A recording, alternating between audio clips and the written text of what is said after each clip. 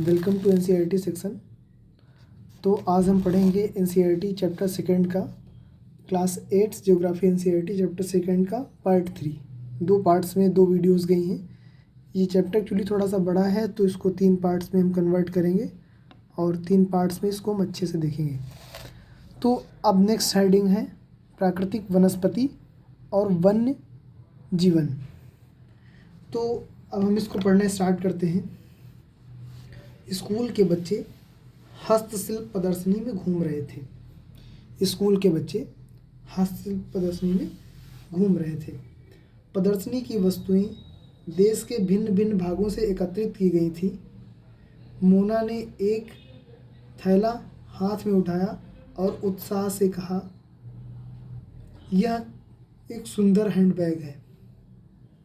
अध्यापिका ने कहा, हाँ, यह जूट का बना है। क्या आप उन टोकरियों, दीप, छत्रों और कुर्सियों को देखते हैं? वे बेंत और बांस की बनी हैं। भारत के पूर्वी और उत्तर पूर्वी आंध्र प्रदेशों में बांस प्रचुर मात्रा में पैदा किया जाता है। जैसी रेशमी स्कार्फ देखकर उत्साहित थी। यह खूबसूरत स्कार्फ देखो, अध्यापिका ने स्पष्ट किया कि रेशम कीटों से प्राप्त किया जाता है जो शहतूत के पेड़ों पर पाले जाते हैं। बच्चे समझ गए थे कि पौधे हमें अनेक विभिन्न उत्पाद प्रदान करते हैं जिनका उपयोग हम अपने दैनिक जीवन में करते हैं। तो अब यहाँ तक की बात हुई कि हमें बहुत सारे पौधे हमें बहुत सारे उत्पाद प्रदान करते हैं जिनका हम उपयोग अपने दैनिक जीवन में करते हैं। नेक्स्ट पैराग्राफ देखो यहाँ पे एक चित्र भी दिखाया गया है। तो इसमें देखो रेशम कीट, चित्र 2.10 रेशम कीट। ये शहतूत का पौधा है, पेड़ है। इस पे रेशम कीट पाले जाते हैं और इनके पत्तियों को खा के ये बड़े होते हैं। धीरे धीरे इनकी पत्तियों को खा के धीरे धीरे बड़े होते हैं और ये मर जाते हैं। फिर इनको निकाला जाता है, इनसे रेशम निकाला जाता है। नेक्स्ट पैराग्राफ प्राकृतिक वनस्पति और वन्य जीवन केवल स्थल मंडल, जल मंडल और वायुमंडल के बीच जुड़े एक सक्रिय क्षेत्र में ही पाए जाते हैं जिसे हम जैवमंडल कहते हैं। प्राकृतिक वनस्पति वन्यजीव केवल स्थल मंडल, जल मंडल और वायुमंडल के बीच जुड़े एक सक्रिय क्षेत्र में ही पाए जाते हैं जिसे जैवमंडल कहते हैं। तो अब समझ लीजिए तो अब समझ लीजिए कि जैवमंडल किसको कहते हैं? जहाँ पे स्थल मंडल, जल मंडल और वायुमंडल तीनों का एग्जिस्टेंस होता है, वहीं पे होता है जैवमंडल। एक हम जो ऐसे करें कि बनाएं जिसको 1 मिनट। जैसे कि हमारे पास ये एक पेज है, तो हम कैसे डिफाइन करेंगे कि जैवमंडल कहाँ पे? एक ऐसे बनेगा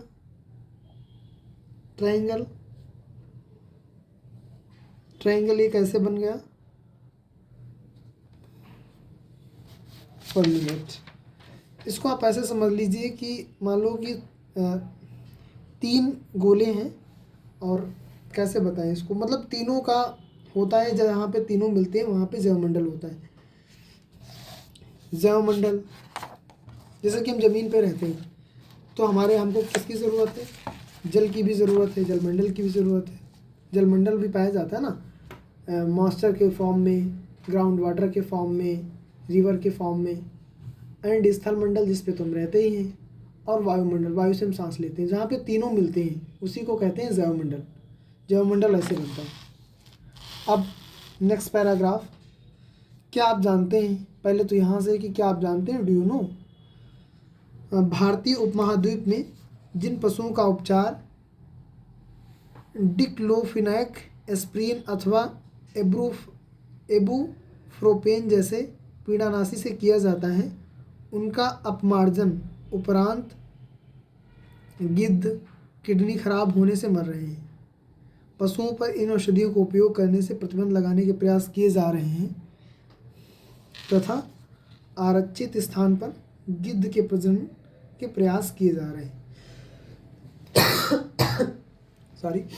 तो आप देख सकते हैं कि ये गिद्ध है, ये गिद्ध है। तो इसमें ये बात बताई गई है ना कि गिद्ध जो होते हैं वो क्या करते हैं, प्रकृति के सबसे बड़े संरक्षक होते हैं, कि जो भी प्रकृति के अपशिष्ट होते हैं उनको ख़त्म करके वो प्रकृति का साफ सफाई करते हैं। लेकिन जो भी होते हैं जीव जंतु, तो जीव जंतुओं में क्या होता है कि जीव जंतु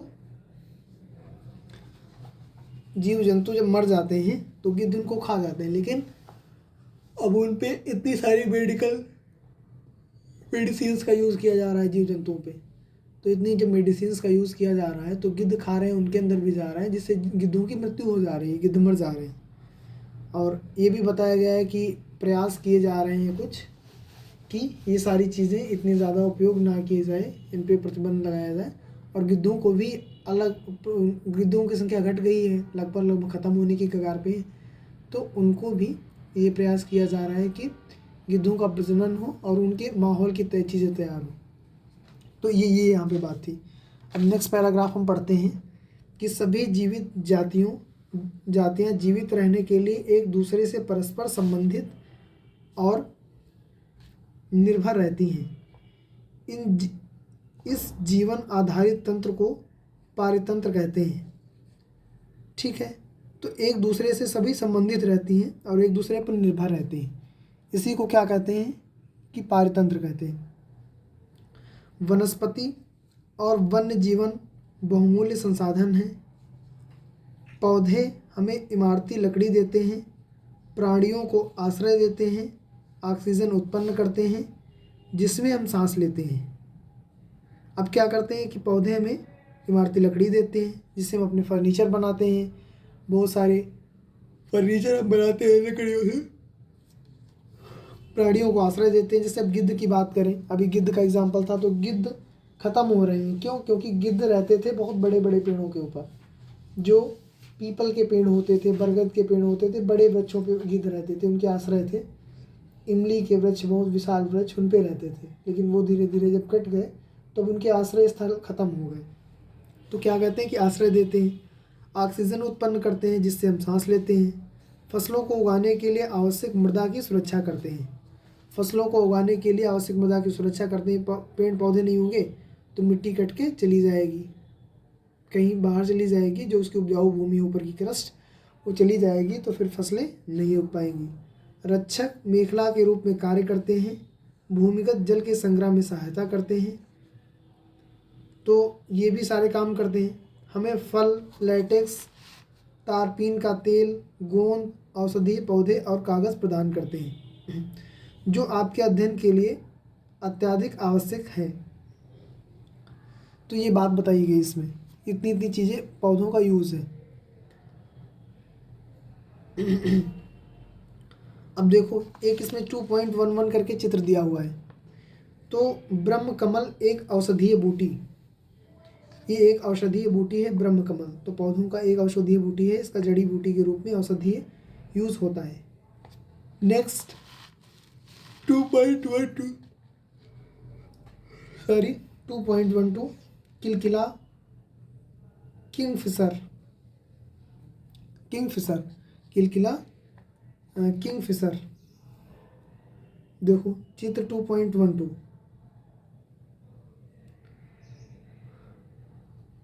पौधों के, अब ये एक पक्षी का चित्र इसमें दर्शाया गया है। इसके बाद में पौधों के असंख्य उपयोग हैं, उनमें से आप और भी कुछ जोड़ सकते हैं। तो आप लोग सोचिए कि पौधों के और क्या क्या यूज़ हो सकते हैं।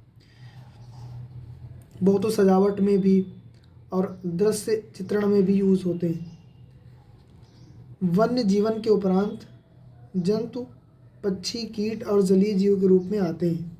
वन्य जीवन के उपरांत जंतु, पक्षी, कीट और जलीय जीव के रूप में आते हैं। उनमें हमें दूध, मांस, खाल और ऊन प्राप्त होती है। तो देखो ये प्राप्त होती है हमको।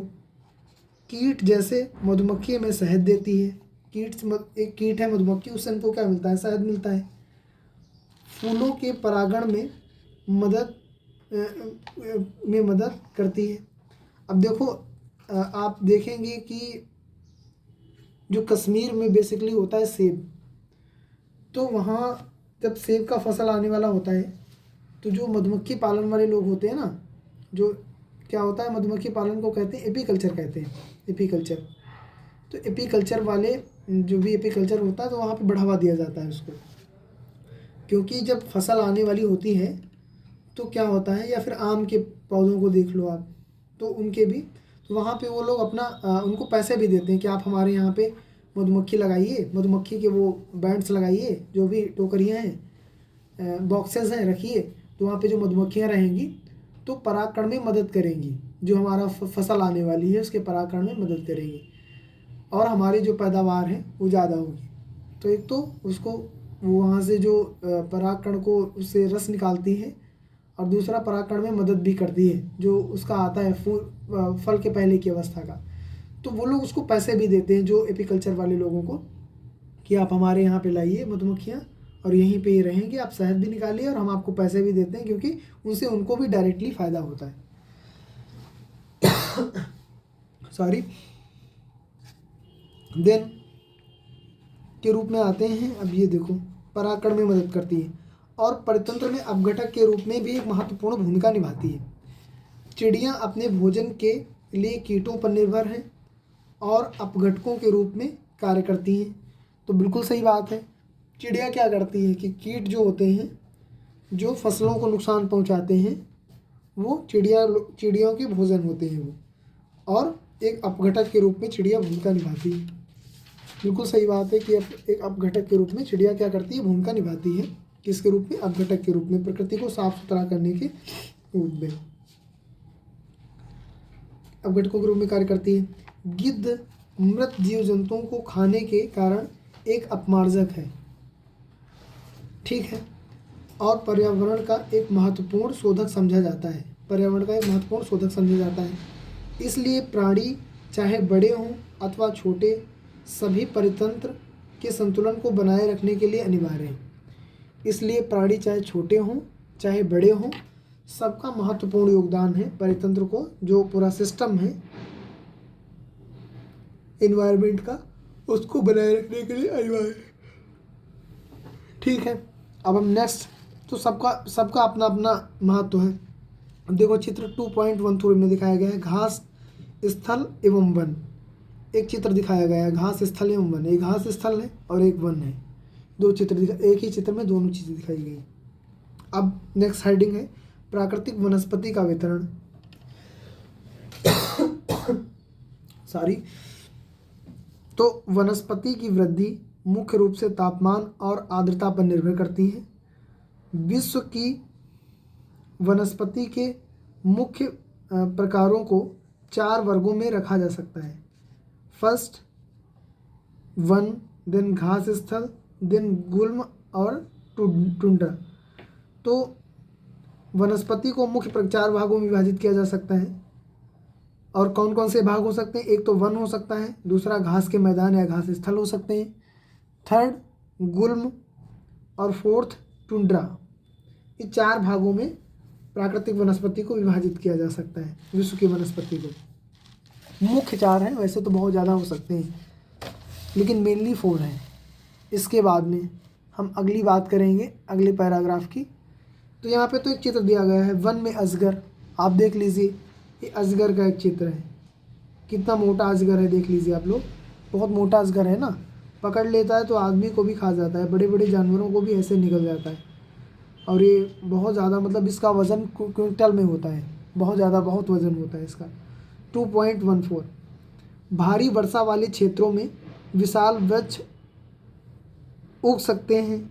इस प्रकार वन प्रचुर जल आपूर्ति वाले क्षेत्रों में ही पाए जाते हैं। तो देखो, जब भारी वर्षा होती है तो वहाँ की जो मिट्टी होती है, जो मृदा होती है, नम हो जाती है, और वनस्पति के लिए क्या चाहिए कि नमी चाहिए और जल की मात्रा चाहिए। आप लोग देखते हैं कि जो घास के मैदान, जो हमारे ग्राउंड होते हैं, मैदान होते हैं, जिनमें हम क्रिकेट खेलते हैं और दौड़ लगाते हैं, जिनमें हम गर्मियों में तो और जाड़े में, तो वहाँ पे कोई घास बहुत ज़्यादा नहीं होती है, देखते सूख जाती है। लेकिन जैसे ही हम लोग की स्कूल की छुट्टियाँ हो जाती हैं, स्कूल के बच्चों की जब छुट्टियाँ होती है ना, और जब नेक्स्ट सेशन अटेंड करने के लिए वो आते हैं तो देखते हैं कि वहाँ पे बहुत बड़ी बड़ी घास एकदम घास के मैदान बन जाते हैं वो। तो क्यों ऐसा होता है? गांव में इसका एग्जांपल देख सकते हैं आप लोग कि जब बरसात का मौसम स्टार्ट हो जाता है तब लोग फसलों के बीच में घास काट के ले जाते हैं अपने घर में अपने जानवरों को खिलाने के लिए। ऐसे तो वहाँ पे घास नहीं उगती है, लेकिन जब बरसात होती है खूब ज़्यादा तब वहाँ पे घास उग जाती है। तो ऐसे ही इसमें बताया गया, तो हम लाइव एग्जांपल बता रहे थे। इसके बाद में ऐसे जब बताया गया कि क्या होता है इसमें, जब उसके लिए वन प्रचुर मात्रा में जलापूर्ति वाले क्षेत्रों में ही पाए जाते हैं। तो जहाँ पे बारिश ज़्यादा होगी वहाँ पे वन पाए जाएंगे। ठीक है, जैसे अब क्या रेगिस्तान में वन पाए जाएंगे? नहीं पाए जाएंगे, वहाँ झाड़ियाँ पाए जाएंगी। जैसे जैसे आर्द्रता कम हो जाती है, नमी कम हो जाती है, वैसे वैसे वृक्षों का आकार और उनकी सघनता कम हो जाती है। नॉर्मल बात है, कम हो जाएगी, क्योंकि वृक्षों के लिए आइडियल कंडीशंस क्या है कि भूमि जो है वहाँ पे नमी ज़्यादा होनी चाहिए। तो ये आइडियल कंडीशंस है। अब कम हो जाती, वैसे वैसे वृक्षों का आकार और उनकी सघनता कम हो जाती है। सामान्य वर्षा वाले क्षेत्रों में छोटे आकार वाले वृक्ष और घास उगती है। सामान्य वर्षा वाले क्षेत्रों में छोटे आकार वाले वृक्ष और घास उगती है, जिसमें विश्व के घास स्थल का निर्माण होता है या घास के मैदानों का निर्माण होता है। जहाँ पे सामान्य वर्षा होती है वहाँ पे छोटे आकार वाले पेड़ पौधे होते हैं और या फिर घास वहाँ पे उगती है, जिससे क्या होता है कि बहुत बड़े बड़े ग्रासलैंड्स बन जाते हैं। जैसे कि अलग अलग महाद्वीपों में अलग अलग, कहीं पे पम्पास, कहीं पे अलग अलग, मतलब घास लैंड के नाम भी दिए जाते हैं। ऑस्ट्रेलिया में क्या है, कौन से घास के मैदान है, साउथ अफ्रीका में कौन से घास के मैदान है। ऐसे ही कम वर्षा वाले शुष्क प्रदेशों में कटीली झाड़ियाँ और गुल्म उगते हैं। तो आप देख लीजिए आप देख लीजिए कि शुष्क प्रदेशों में क्या होता है, कटीली झाड़ियाँ होती हैं और गुल्म होते हैं। इस प्रकार के क्षेत्रों में पौधों की जड़ें गहरी होती हैं। गहरी क्यों होती हैं? क्योंकि जो भूमिगत जल बहुत अंदर होता है वो पाने के चाह में, क्योंकि ऊपर तो जो है बहुत ज़्यादा गर्मी होती है और ऊपर बहुत ज़्यादा भूमि सूख जाती है, तो उसकी जड़ें अंदर चली जाती हैं, जिससे उनको थोड़ा थोड़ा सा जल मिलता रहता है और वो जीवित रहते हैं। वाष्पोत्सर्जन से होने वाली आर्द्रता की हानि को घटाने के लिए इन पेड़ों की पत्तियां कांटेदार और मोमी सतह वाली होती हैं। क्या होता है कि इन पत्तियों की जो सतह होती है ना वो कांटेदार होती है। ये इसकी इस बनावट के कारण, कांटेदार बनावट के कारण, उसका जो वाष्पोत्सर्जन की दर होती है ना पत्तियों में जो रंध्र पाए जाते हैं उनसे बहुत ज़्यादा क्या होता है कि वाष्पोत्सर्जन हो जाता है। प्लांट का जो जल होता है वो बाहर निकल जाता है और उसको ज़्यादा जल की ज़रूरत पड़ती है। लेकिन जब पत्तियों का साइज़ इस टाइप का है तो क्या होता है कि बहुत ज़्यादा वाष्पोत्सर्जन होता नहीं है, और जो वाष्पोत्सर्जन बहुत ज़्यादा नहीं होता है तो उसको जल की आवश्यकता कम पड़ती है, जल की बचत हो जाती है। ऐसे ही अब देखो अब मोमी सतह वाली पाई जाती है, मतलब खुले रंध्र नहीं होते हैं नीचे। क्या कहते हैं उसको? स्ट्रोमेटा कहते हैं। स्ट्रोमेटा जो है नीचे नहीं होता है बहुत ज़्यादा। शीत ध्रुवीय प्रदेशों में टुंड्रा वनस्पति में मांस और लाइकेन सम्मिलित हैं। तो देखो जो शीत ध्रुवीय प्रदेश हैं उनमें कौन कौन सी वनस्पति है, उसको कहते हैं शीत ध्रुवीय प्रदेशों की टुंड्रा वनस्पति में मांस और लाइकेन सम्मिलित है। तो यहाँ पे ये वनस्पति हैं। पिछली 2 शताब्दियों में विश्व में जितने लोग थे इस समय उससे कहीं अधिक लोग हैं। तो भाई बिल्कुल सबसे अधिक लोग हैं, जनसंख्या बढ़ी रही है, पूरे वर्ल्ड की जनसंख्या बढ़ी है, तो बहुत ज़्यादा गुने में लोग चले गए हैं, 4-6 टाइम्स लोग बढ़ गए ज़्यादा। बढ़ती जनसंख्या के पोषण के लिए फसलों को उगाने के लिए वनों के विशाल क्षेत्रों से वृक्ष काट दिए गए हैं। विश्व भर के वनों का आवरण तेजी से समाप्त हो रहा है। इस बहुमूल्य संसाधन की तुरंत आवश्यकता है। तो आप बेसिक बात ये समझ लीजिए कि विश्व भर के वनों का आवरण जो है समाप्त हो रहा है। क्यों हो रहा है? क्योंकि जो लोग थे, हमारे देश की आबादी जब थी क्या थी 1947 में समथिंग 40 करोड़ आबादी थी। आज कितनी है 140 करोड़। तो 140 करोड़ 100 करोड़ हमारी आबादी बढ़ गई है। तो हम जितना तब उगाते थे क्या उतने अनाज में अब हमारा काम हो सकता है? नहीं हो पाएगा। तो सिंपल सी बात है, तो इंडिया पे भी दबाव बना है। तो जो वन स्थल थे वो काट दिए गए हैं, क्योंकि लोगों को पोषण चाहिए, लोगों को खाना चाहिए। खाना कैसे होगा? ज़मीन में उगेगा, फसलें उगेंगी, क्रॉप्स उगेंगी। तो उसके लिए जंगलों को काट दिया गया, वृक्षों को काट दिया गया। तो ये बहुत बड़ी समस्या है, सब काट दिए। लेकिन जो उनके फ़ायदे थे ना वो तो कम हो रहे हैं।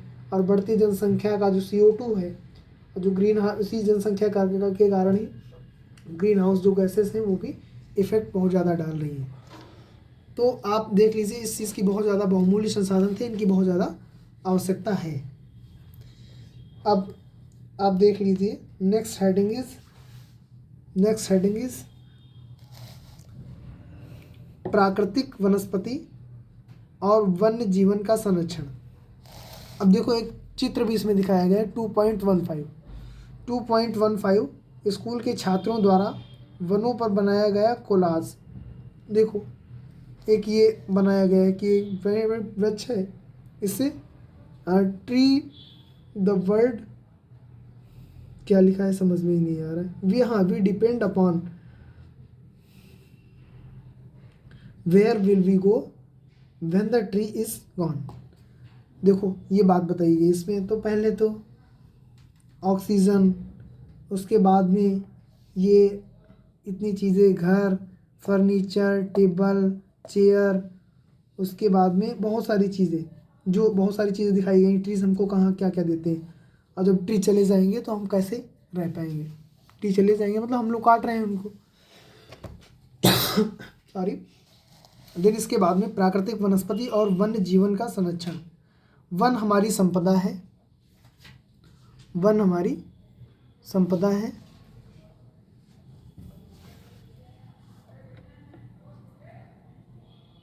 अब देख लीजिए, वन हमारी क्या है? संपदा है। पौधे जंतुओं को आश्रय प्रदान करते हैं, बिल्कुल प्रदान करते हैं। जंतुओं को आश्रय प्रदान करते हैं, रहने योग्य घर प्रदान करते हैं। पौधे, चिड़ियों के बहुत ज़्यादा घोंसले बने होते हैं, नेक्स्ट बने होते हैं उसके ऊपर, पेड़ों के ऊपर। और साथ ही परितंत्र को भी अनुरक्षित करते हैं। ठीक है। जलवायु में परिवर्तन और मानव हस्तक्षेप के कारण पौधों और जंतुओं के प्राकृतिक आवास नष्ट हो रहे हैं। तो जहाँ पे वन था, जंगल था, उसको कट कर दिया तो सारे उनके घर भी चले गए। एक मैं वीडियो देख रहा था अभी कि एक पेड़ था तो उस पर कौवों के बहुत ज़्यादा घोंसले थे। समथिंग हमको लग रहा है कि हज़ारों कौवे थे, और उसको JCB की मदद से तोड़ दिया गया पेड़ को। तो उस पर एक सॉन्ग भी था बहुत ऐसे लगा हुआ। तो वो देखने में भी बहुत ज़्यादा मतलब रोना आ रहा था ऐसे करके। तो वो सब भाग रहे थे, जितने भी कौवे थे उस पर हज़ारों कौवे भाग रहे थे, और कुछ तो पेड़ के साथ में गिरे और एकदम मतलब उसी में मर गए। और इतने ज़्यादा घोंसले थे तो उस पर एक पेड़ को काटने की क्या ज़रूरत थी? उसके नीचे ऐसे कमेंट लिखा था, जब इतने लोगों का घर था, वो ऐसे ही उस पर ऐसे लिखा था कि आप सपोज़ करो कि आप शाम को घर जाएं और आपका घर ना हो, तो आप समझ लीजिए, मतलब ऐसे तो रचित करते हैं। जंतुओं के प्राकृतिक आवास नष्ट हो सकते हैं। मानवीय हस्तक्षेप के कारण पौधों और जंतुओं के प्राकृतिक आवास नष्ट हो सकते हैं। बहुत सी जातियाँ असुरक्षित अथवा संकटापन्न हैं, बिल्कुल है।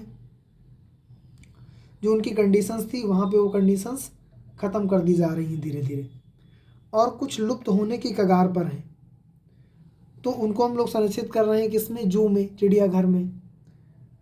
लेकिन ये कंडीशंस आ गई। वनोन्मूलन, मृदा अपरदन, निर्माण कार्य, दावानल और भूस्खलन में से कुछ मानव और प्राकृतिक कारक हैं जो मिलकर इन महत्वपूर्ण प्राकृतिक संसाधनों के लुप्त होने की प्रक्रिया को बढ़ावा देते हैं। देखो, ऐसा नहीं है कि केवल मानवीय कारण ही है, कुछ प्राकृतिक कारण भी हैं। भूस्खलन हो गया जैसे, और भूस्खलन में भी बहुत जगह ऐसा होता है ना कि उसमें भी मानवीय कारण जिम्मेदार होते हैं। लेकिन कुछ प्राकृतिक कारण है कि जंगल में आग लग गई तो उससे बहुत सारी चीज़ें नष्ट हो जाती हैं, उनके घर नष्ट हो जाते हैं पक्षियों के, और दिक्कत आती है। तो ये दावानल जैसे हो गया, मृदा अपरदन प्राकृतिक कारण होता है, उससे भी प्रॉब्लम होती है। अब देखो 2.16 सुनामी के पश्चात ग्रेट निकोबार के में वर्षा प्रचुर वन क्षेत्र में क्षति। अब देखो ये वन क्षेत्र था वर्षा प्रचुर वन में क्षति। अब देखो एक वन था सुनामी आई और ये एकदम तहस नहस हो गया। तो आप देख सकते हैं जिसमें से आज की मुख्य चिंताओं में से एक अनाधिकार शिकार करने की संख्या का बढ़ना है, जिसमें कुछ खास प्रजातियों की संख्या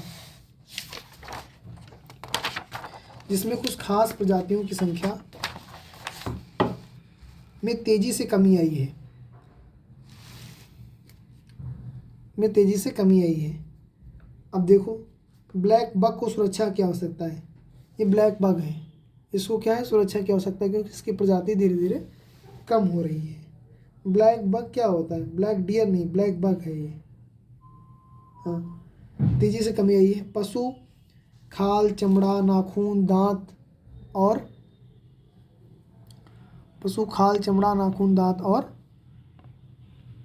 पंखों के साथ साथ सींगों के एकत्रीकरण और गैर कानूनी व्यापार के लिए जंतुओं का अनाधिकार शिकार किया गया है। तो देखो इनका सबका शिकार किया जाता है। इनमें से कुछ जंतु चीता, शेर, हाथी, ब्लैक बग, मगरमच्छ, दरियाई घोड़ा, हिम तेंदुआ, शुतुरमुर्ग और मोर हैं। इनका संरक्षण जागरूकता बढ़ाकर किया जा सकता है। तो आप देख लीजिए कि इनका संरक्षण कैसे हो सकता है कि जागरूकता को बढ़ाया जाए, तब इनका संरक्षण हो सकता है। और ये इन सबको क्या है कि बालों के लिए, नाखून के लिए, सींगों के लिए, पंखों के लिए इनको सबको मार दिया जाता है, जो कि परितंत्र को प्रभावित कर रहा है बहुत ज़्यादा। सॉरी। राष्ट्रीय उद्यान, नेशनल पार्क्स, वन्य जीव अभ्यारण्य, जैव मंडल निश्चय हमारी प्राकृतिक वनस्पति और वन्य जीवन को सुरक्षित रखने के लिए बनाए जाते हैं।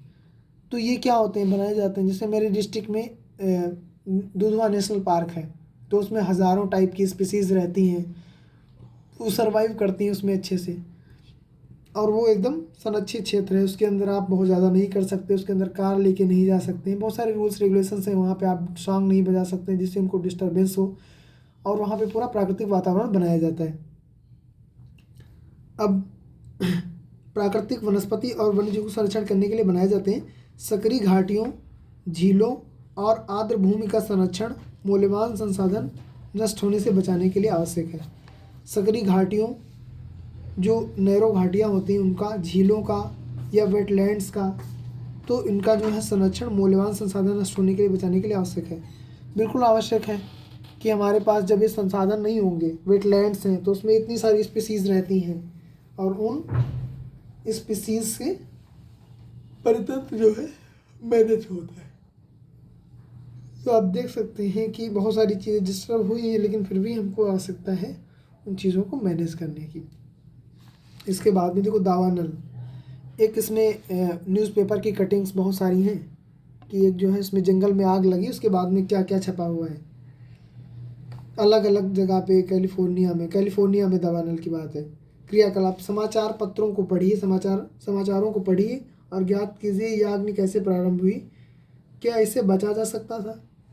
तो आप देख लीजिए, अब कोई भी आग लगती है जंगल में, बहुत हम खबरें सुनते रहते हैं कि जंगल में आग लग गई, उसमें आग लग गई, तो कैसे बचा जा सकता था, ये बात हुई। फिर अधिक जानिए। दावानल प्राणी जात और वनस्पत जात के संपूर्ण क्षेत्र के लिए खतरा है। दावानल मुख्य रूप से 3 कारकों से घटित होती है। फर्स्ट, तड़ित झंझा के कारण प्राकृतिक अग्नि का लगना। फर्स्ट क्या होता है कि जो बिजली गिरती है आसमान से, तड़ित, उससे आग लग जाती है जंगल में कई बार। सेकेंड, लोगों की लापरवाही के कारण घास फूस जनित ऊष्मा के कारण अग्नि को जलाना। कोई जंगल है, उसके आसपास में आग जलाया, और हम देखते हैं कि बहुत बार बोर्ड्स लगे होते हैं, हम लोग जब घूमने जाते हैं कहीं पे जंगल या आसपास के जंगल के एरिया में, तो वहाँ पे बोर्ड्स लगे होते हैं कि इस जंगल के पास में आग जलाना मना है, यहाँ पे आग जलाना मना है, ऐसे करके। या हम लोग देखते हैं कि गैसेस की जो एजेंसियाँ होती हैं उसके आसपास भी बोर्ड लगे होते हैं कि इस दीवार के पास आग जलाना मना है। तो इसका रीज़न यही होता है। हालांकि वो गैस वाला एग्जांपल तो अलग है, लेकिन जंगलों के आसपास भी लिखा होता है कि यहाँ पे आग जलाना मना है, क्योंकि आग जलाएंगे तो वहाँ पे आग का दावानल का खतरा हो सकता है। थर्ड क्या हो सकता है कि स्थानीय लोगों, उद्यमी और शरारती लोगों द्वारा किसी उद्देश्य से अग्नि जलाना। तो स्थानिक लोगों, उद्यमी और शरारती लोगों द्वारा किसी उद्देश्य से अग्नि जलाना। अब कुछ शरारती लोग होते हैं, उनको मज़ा आता है, तो वो जो है अग्नि जलाते हैं, वहाँ पे खेल कूद करते हैं, थोड़ा सा देखते हैं कि क्या होगा। कुछ शरारती तत्व भी होते हैं ना, जानबूझ के लगा देते हैं। जैसे कि गांव में देखा होगा, किसी की झोपड़ी में आग लगा देते हैं वो लोग, बहुत नालायक होते हैं, और वहाँ पे लगा के भाग जाते हैं। किसी के खेत में आग लगा देते हैं। सपोज़ करो कि कोई एक उद्यमी तत्व ऐसा है, जंगल के पास में किसी का खेत है और उसकी उससे नहीं बनती है, तो रात में जाके चुपचाप से उसमें आग लगा दिया। उसमें आग लगा दिया, उसका खेत तो जल ही गया, साथ में जो जंगल में भी आग पकड़ लिया, तो पूरा पूरा जंगल साफ़ हो गया। तो इतने नालायक लोग भी होते हैं। तो इन 3 तत्व हैं, इन पे भी निगरानी रखनी चाहिए। ये उद्यमी तत्वों पे तो एकदम निगरानी रखनी चाहिए। नियंत्रण के कुछ उपाय। फर्स्ट, शिक्षण द्वारा अग्नि लगने से रोकना। अब आपको नॉलेज होना चाहिए। आपको नॉलेज होगा तो फिर आप इस सारी चीज़ों को मैनेज कर पाएंगे कि कैसे मैनेज करना है। सेकेंड ऑफ थिंग की हम बात करें तो परीक्षण बिंदुओं, निपुण भूमि चौकसी और संचार जाल के समन्वित जाल द्वारा अग्नि लगने का शीघ्र पता लगाना। अब आग लग गई, चलो कोई बात नहीं, आग लग गई, लेकिन तुरंत पता लगाए। और अग्निशमन यंत्र बहुत सारे हैं, दमकल विभाग की गाड़ियां हैं, और भी जो सिस्टम है जो राज्य के पास में, उससे आग को बुझाया जा सकता है और चीज़ें मैनेज की जा सकती हैं। दूसरी चीज़ तो ये हो गई कैसे इस पर नियंत्रण किया जाए। अब इसके बाद में हम बात करते हैं सॉरी इसके बाद में हम बात करें तो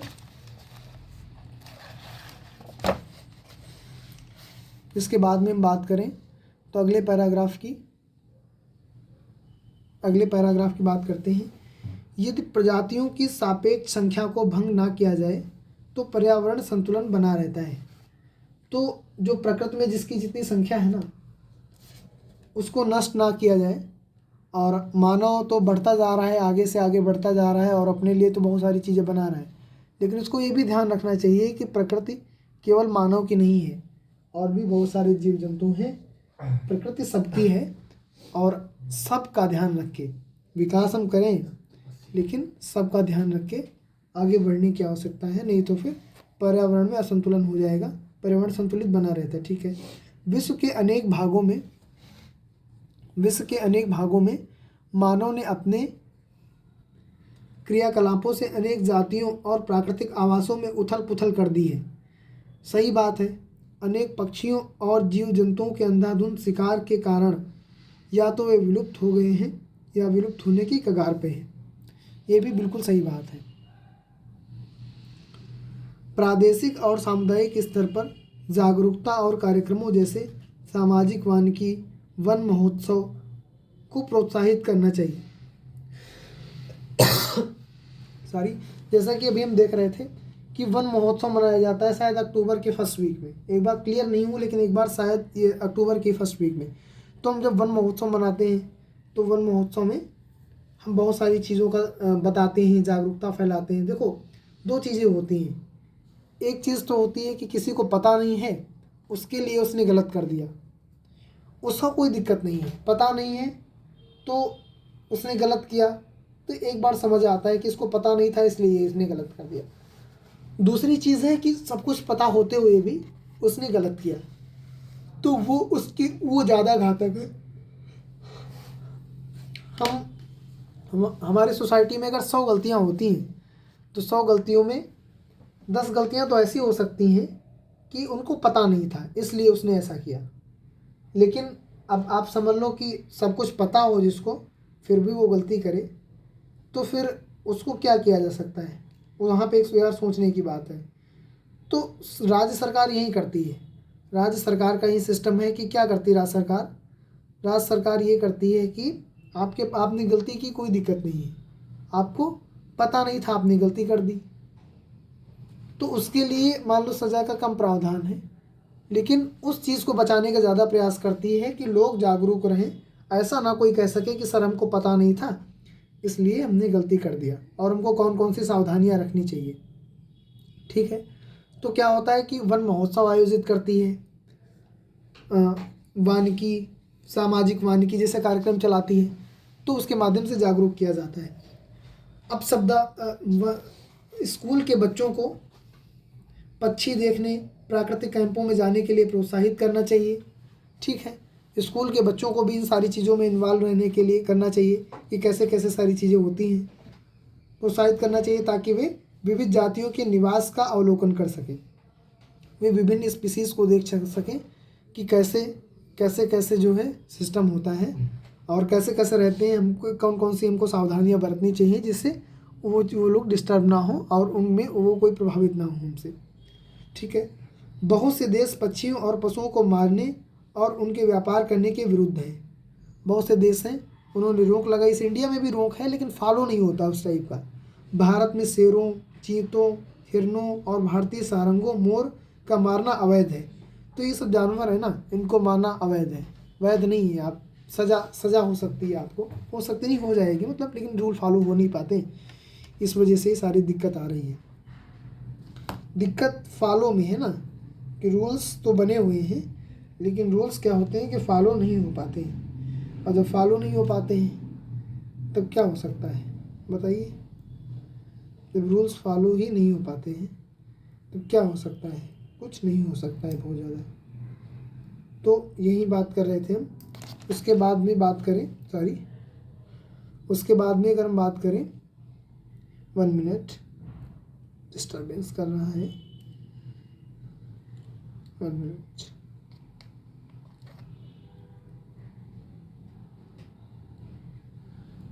इसके बाद हम बात करें तो कहाँ पे थे, चीतों को मारने पर अवैध है, मोर को मारने पर अवैध है। एक अंतर्राष्ट्रीय परिपाटी CITES, the convention of international trade and endangered species of wild fauna and flora की स्थापना की गई है। किसकी? अंतर्राष्ट्रीय परिपाटी, अंतर्राष्ट्रीय मंच है CITES, इसका फुल फॉर्म दिया हुआ है, की स्थापना की गई है, जिसमें प्राणियों और पक्षियों की अनेक जातियों की सूची तैयार की है। इस सूची में दिए गए सभी पक्षियों और प्राणियों के व्यापार करने पर प्रतिबंध लगाया गया है। जो इसने सूची तैयार की है, इस संस्था ने, किसने? CITES। तो इसने इस सूची में जितने भी जंतु हैं, प्राणी हैं, पक्षी हैं, उनके शिकार करने पर, व्यापार करने पर प्रतिबंध लगाया गया है। पौधों और प्राणियों का संरक्षण प्रत्येक नागरिक का नैतिक कर्तव्य है। अब हमारी मोरल ड्यूटी बनती है कि जो हमारे आसपास के प्राणी हैं और जो हमारे आसपास के पक्षी हैं, उनका क्या करें, हम संरक्षण करें। अब देखो आप चित्र 2.18 चीतल का एक झुंड है। अभी हम गए थे कानपुर, तो कानपुर में हमने देखा कि कानपुर में क्या था, हमने देखा था कि क्या कहते हैं उसको, चीतल सारे बंद थे अंदर, वहीं उसी का चित्र है ये। अब ये है 2.19 काजीरंगा राष्ट्रीय उद्यान में हाथियों का झुंड। काजीरंगा राष्ट्रीय उद्यान में क्या है कि हाथियों का एक झुंड है, 2.19। ठीक है, जब काजीरंगा में बाढ़ आती तो हाथी भी बह जाते हैं कई बार, वो ना नदी है ब्रह्मपुत्र नदी, और तो कभी कभी बाढ़ आ जाती है, हाथी सब एकदम तैर के कूदते हैं ऊपर। एक सींग वाला गेंडा भी है काजीरंगा में, राइनो। राष्ट्रीय उद्यान शब्दावली में वर्तमान और भविष्य की पीढ़ी के लिए एक या एक से अधिक परितंत्रों की पारिस्थितिक एकता की रक्षा के लिए नामित किया गया प्राकृतिक क्षेत्र। तो आप देख लीजिए कि वर्तमान और भविष्य की पीढ़ी के लिए एक या एक से अधिक परितंत्रों की पारिस्थितिक एकता की रक्षा के लिए नामित किया गया। तो केवल एक ही नहीं है, एक या एक से अधिक परितंत्र। वहाँ पे आप देख सकते हैं कि नेशनल पार्क से एक नदी भी निकल सकती है, उस नदी में भी कुछ स्पीसीज होंगी जो वहाँ पे नदी में संरक्षित होती हैं। उसके बाद में आप बहुत सारे पक्षी भी पाएंगे। जो वायवीय सिस्टम होता है परितंत्र, उसको भी उसमें किया जाता है।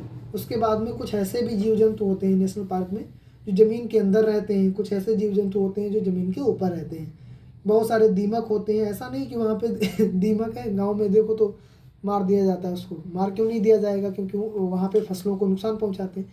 लेकिन बहुत सारे दीमक की बहुत ऊँची ऊँची मीटरों 8-8, 10-10 फीट, 12 फीट की बाम्बियाँ बनी होती हैं। अब देख लीजिए, मैं तो मेरा दूधो नेशनल पार्क है, मैंने देखा उसमें कि बहुत सारी इतनी बाम्बियाँ बनी हैं 8-8, 10 फीट की, पूरी कार से ऊंची ऊंची बाम्बियाँ बनी हैं उसमें। वहाँ पे चीते, हिरन, शेर, बाघ, बहुत सारी स्पीसीज देखने को भी मिल जाती हैं। एक ऐसे सांप भी हैं बहुत ज़्यादा। ऐसे जंगल घूमने वाली एक कविता है ऐसे कि चाचा जी ने जंगल घूमा, हमने शायद 4th क्लास में पढ़ी थी। जंगल घूमा चाचा जी ने दूरबीन के साथ में, तरह तरह की चिड़िया दिखती जैसे आ गई हाथ में, और ऊंचे पेड़ पे चढ़ के देखा एक तेंदुआ नीचे, तभी अचानक सांप कहीं से निकला उनके पीछे। तो इसमें देख लीजिए आप कितने चीज़ों के नाम आए हैं कि ऊंचे पेड़ पे चढ़ के देखा, एक तेंदुआ भी आ गया उसमें, तेंदुआ भी देखा, और दूरबीन के साथ में तरह तरह की चिड़िया दिखती जैसे आ गई हाथ में। चिड़ियों की भी बात की गई है। तो बहुत सारी स्पीसीज होती है। तो कविता थी। इसके बाद में डू यू नो शब्दावली, जैव मंडल निचय या वैश्विक नेटवर्क द्वारा जुड़े लक्षित क्षेत्रों की एक श्रृंखला है जिसे संरक्षण और विकास के बीच संबंध को प्रदर्शित करने के इरादे से बनाया गया है। जैव मंडल निचय, समझ गए? ये एक श्रृंखला है ऑनलाइन। डू यू नो, क्या आप जानते हैं? तो क्या आप जानते हैं में क्या है कि CITES, इसका फुल फॉर्म सरकारों के बीच एक अंतर्राष्ट्रीय समझौता है। इसका उद्देश्य यह सुनिश्चित करना है कि वन्य प्राणी और पौधों के नमूनों के अंतर्राष्ट्रीय व्यापार से उनके जीवन को कोई खतरा नहीं है। मोटे तौर पर पशुओं की 5000 प्रजातियां और पौधों की 28,000 प्रजातियां रक्षित की गई हैं। भालू, डॉल्फिन, कैक्टस, प्रवाल, आर्किड और एलो कुछ उदाहरण हैं। तो आप देख सकते हैं क्या है, एक समझौता, अंतर्राष्ट्रीय समझौता है जिसका उद्देश्य सुनिश्चित करना है कि वन्य प्राणी और पौधों के नमूनों के अंतर्राष्ट्रीय व्यापार पर, देखो अब नमूनों का जो अंतर्राष्ट्रीय व्यापार होता है ना, सैंपल्स का, तो उससे कोई खतरा नहीं है, ये सुनिश्चित करना है। ऐसा तो नहीं है कि नमूनों के माध्यम से व्यापार हो रहा हो बहुत तगड़े से। जैसे कि अभी हमारे प्रधानमंत्री जी ने नामीबिया से मंगवाया था चीते, 4 चीते मंगवाया था।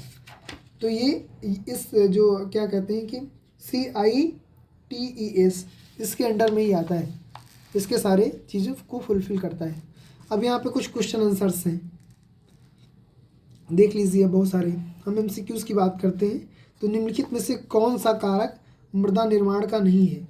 फर्स्ट, समय तो लगता है। मृदा का गठन, जैव पदार्थ, मृदा का गठन नहीं, जैव पदार्थ है, और समय लगता है। जैव पदार्थों का और समय दोनों चीज़ लगती है। इसके बाद में सेकेंड, निम्नलिखित में से कौन सी विधि तीव्र ढालों पर मृदा अपरदन को रोकने के लिए सर्वाधिक उपयुक्त है? सॉरी, निम्नलिखित में से कौन सी विधि तीव्र ढालों पर मृदा अपरदन को रोकने के लिए सर्वाधिक उपयुक्त है? क्या था? वेदिका कृषि? मल्चिंग तो नहीं था, शायद वेदिका कृषि था शायद। निम्नलिखित में से कौन सा, एक बार देख लीजिएगा, निम्नलिखित में से कौन सा प्रकृति के संरक्षण के अनुकूल नहीं है? नंबर फर्स्ट, बल्ब को बंद कर देना चाहिए, बल्ब को बंद कर देना चाहिए जब आवश्यकता ना हो, ये तो अनुकूल है। नल का उपयोग के बाद तुरंत बंद कर देना चाहिए, भी उसके हैं। खरीदारी के बाद पॉली बैग को नष्ट कर देना चाहिए, नहीं, नष्ट नहीं करना चाहिए बेटा, उसका रीयूज़, रिड्यूस एंड रिसाइकल करना चाहिए, ये शायद नहीं है। निम्नलिखित का मिलान कीजिए। भूमि उपयोग, ह्यूमस, चट्टानी बांध, जैवमंडल। चट्टानी बांध, ह्यूमस, भूमि उपयोग, समोच्च जुताई होगा क्या? जैवमंडल, ये बी हो जाएगा इसका। चट्टान बांध का क्या हो जाएगा? हाँ, चट्टान बांध का हो जाएगा मृदा अपरदन को रोकना। चट्टान बांध से मृदा अपरदन को रोकते हैं। उसके बाद में ह्यूमस, ये हो जाएगा ऊपरी मृदा पर निक्षेपित जैव पदार्थ। भूमि उपयोग क्या हो जाएगा? समोच्च रेखी जुताई। तो अब ये चैप्टर कंप्लीट हो गया। अब इसके बाद में इसमें थोड़ा सा डाटा वाटा का है। निम्नलिखित में से सत्य असत्य बताइए। भारत गंगा ब्रह्मपुत्र का मैदान अत्यधिक आबाद प्रदेश है। हाँ, सत्य बात है। गंगा और जो ब्रह्मपुत्र का मैदान है वो आबाद प्रदेश है, क्योंकि वहाँ पे जो खेती की कंडीशंस हैं, मैदान की कंडीशंस हैं और जल की कंडीशंस हैं, वो वहाँ पे फुलफिल होती हैं। सेकंड की हम बात करें तो भारत के प्रति व्यक्ति जल की उपलब्धता कम हो रही है। भारत में प्रति व्यक्ति जल की उपलब्धता कम हो रही है? शायद नहीं, जल की उपलब्धता नहीं कम हो रही है, जल की उपलब्धता तो बढ़ रही है ना। पहले के जल की उपयोगिता और अब तो डेली यूज़ में ज़्यादा ही जल यूज़ हो रहा है, जो डाटा नए आए निकल के। थर्ड, तटीय क्षेत्र में पवन गति रोकने के लिए वृक्ष कतार में लगाए जाते हैं, जिनके बीच की फसल को अच्छा हाँ, तटीय क्षेत्रों में पवन गति को रोकने के लिए वृक्ष कतार में लगाए जाते हैं, जिसे बीज की फसल उगाना कहते हैं। पवन गति को रोकने के लिए तो नहीं लगाए जाते हैं, पवन गति को नहीं, मृदा के लिए लगाए जाते हैं। ये गलत है शायद, पवन गति को रोकने के लिए नहीं लगाए जाते, मृदा के इसके अपरदन को रोकने के लिए लगाए जाते हैं। फोर्थ, मानवीय हस्तक्षेप और जलवायु परिवर्तन पारितंत्र को व्यवस्थित रख सकते हैं? नहीं रख सकते हैं। व्यवस्थित थोड़ी रखेंगे, बिगाड़ देंगे पारितंत्र को। ठीक है, ये क्रियाकलाप है, इनसे कोई मतलब नहीं है। This chapter is completed. Chapter का नाम था, बहुत बड़ा चैप्टर था, 3 वीडियोज़ में चैप्टर आया है, लेकिन बहुत अच्छा भी है। इसको पढ़ लेंगे तो फिर इसका जो भी टर्मिनोलॉजीज है उसमें कोई दिक्कत नहीं आएगी। चैप्टर का नाम था भूमि, मृदा, जल, प्राकृतिक वनस्पति और वन्यजीव संसाधन। तो ये चैप्टर था। Thank you.